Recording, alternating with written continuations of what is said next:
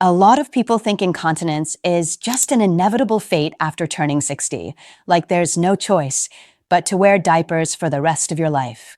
But what if I told you there's a way to deal with leaks without relying on medical devices? Let's be real.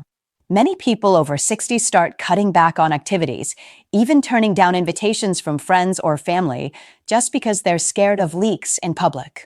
I've met patients who were once very active but slowly withdrew, choosing to stay home or even feeling embarrassed to talk to their partners. This embarrassment is real, and it's not just about hygiene or comfort.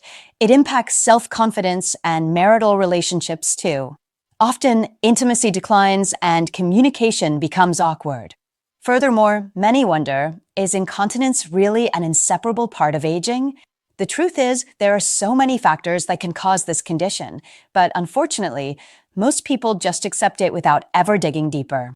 If you've ever felt alone with this issue, trust me, you're not alone.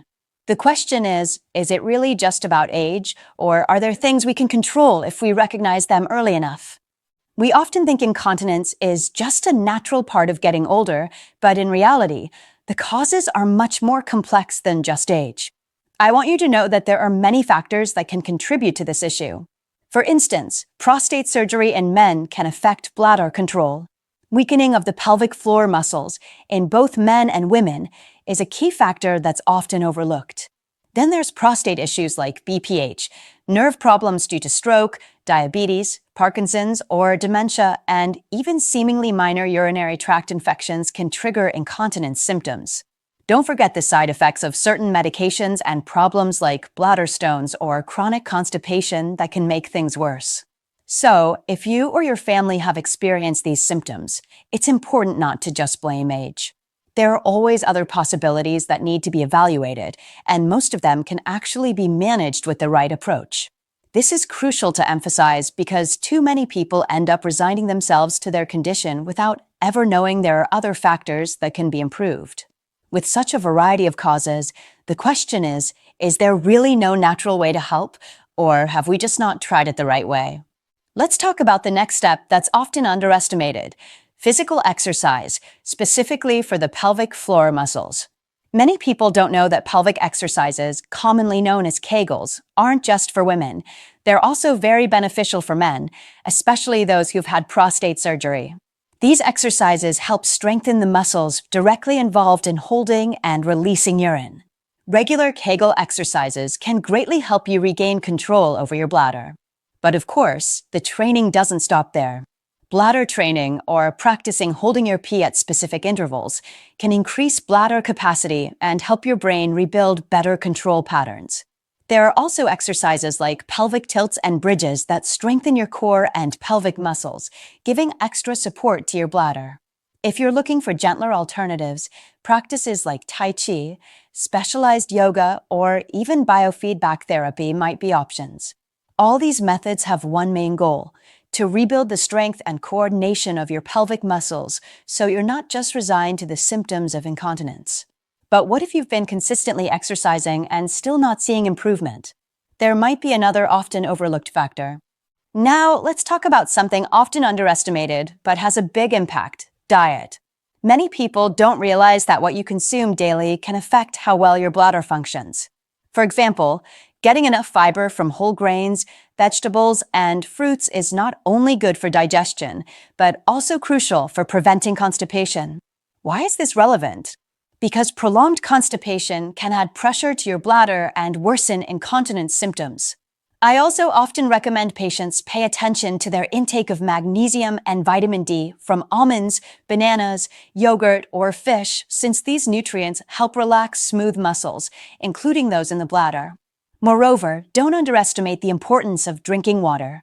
Many people are afraid to drink too much to avoid frequent bathroom trips, but if you're dehydrated, your urine becomes more concentrated and can irritate the bladder. On the flip side, there are foods and drinks you should limit: caffeine, alcohol, soda, artificial sweeteners, spicy or acidic foods.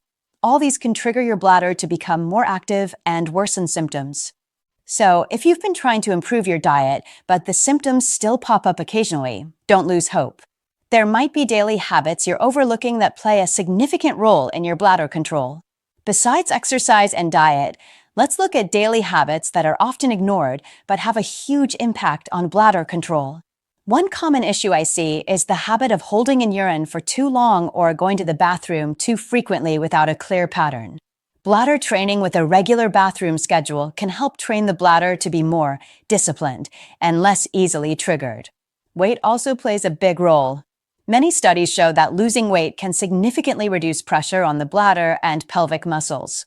In fact, one study showed that weight loss can significantly decrease incontinence symptoms.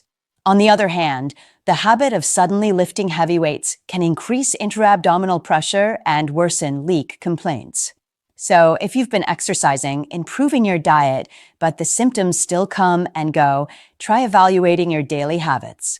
It could be that small changes in your bathroom schedule, weight management, and avoiding heavy lifting are the extra keys to gaining full control over your bladder. Now, let's touch on an often overlooked aspect, the psychological side of incontinence. Many people might not realize how significant the emotional impact of this condition can be. Feelings of embarrassment, insecurity, or even fear of others finding out can lead someone to withdraw, lose self-confidence, and even pull away from their partner and social circles. I often meet patients who feel their mental burden is far heavier than their physical complaints. Support from a partner, family, or support group can be a game changer. Receiving understanding and empathy from those close to you not only helps alleviate feelings of isolation, but also encourages someone to be more confident in undergoing treatment and making lifestyle changes. Don't hesitate to talk openly about these issues, because the more you accept and manage this condition, the greater the chance to improve your quality of life. Remember, physical treatment without psychological support often doesn't yield optimal results. The courage to acknowledge the problem and actively seek solutions is the first step toward real change. You're not alone, and this condition can be improved as long as we're willing to be open and go through the process together. So, after exploring this together, incontinence isn't the end of quality life after 60. From physical exercises, dietary changes, to managing daily habits and strengthening the mental side, all these steps complement each other. Many people realize that consistent changes are often far more effective than relying on a single quick fix. In fact, family or community support can be a crucial foundation for rebuilding confidence. Natural options like pelvic exercises, dietary adjustments, and habit management often lead people to notice changes within 6 to 12 weeks, as long as the exercises and new habits are followed consistently. Even if there's improvement, continuing therapy or maintenance is highly recommended to ensure lasting results.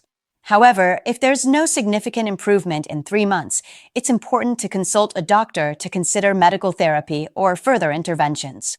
The important thing is, if you need help, don't hesitate to ask. It's a gradual process, and everyone can find the solution that works best for them. If you or your family have experienced incontinence issues, feel free to share your stories or successful tips in the comments section. Don't forget to subscribe for more health insights and practical solutions. Thanks for watching, and I hope this video is helpful to you. See you in the next video.